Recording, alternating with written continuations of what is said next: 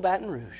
Thanks for sticking out another episode with me. Give me some feedback on the Facebook page or hit me up on Twitter if you like the show. Who knows, I might bring that damn stinky hippie back if he can sober up and stop talking about dinosaurs. Nah, who am I kidding? I always wanted a velociraptor. Yeah! Jurassic Park 3D, am I right?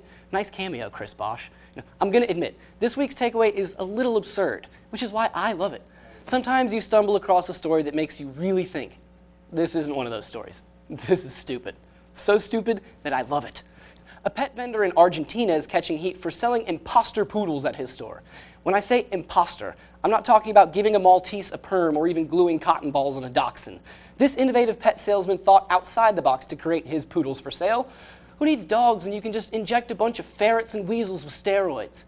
Yeah, that's what I'm talking about this week. Steroid-ridden weasels being passed off as poodles in the streets of Buenos Aires. And people actually believe them.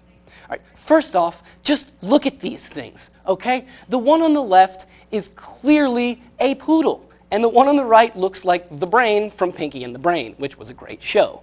Honestly, that thing looks evil enough to actually take over the world. Don't you think at some point you'd figured out you don't have an adorable puppy on your hands?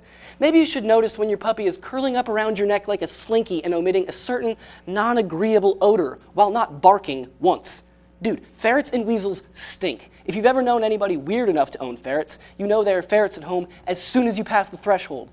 Overpowering and pungent is how I would phrase that. Like, way worse than dog breath. You know, maybe you can notice that your dog can compress his body and slip in between small cracks. Or maybe you noticed that you were so stupid that you bought a roided up weasel instead of some puppies. If I were the guy who bought them, I wouldn't be mad at the vendor for creating a new species of super weasel. I'd be worrying about the future of my kids because I was stupid enough to think those were dogs, and now they have my genes. Only one solution: give them steroids and try to pass them off as poodles. Maybe a rich white woman in the valley will pick them up. They like their dogs more than their children anyway, so you might be able to sneak them in for a while if they fit in a purse and match your boots.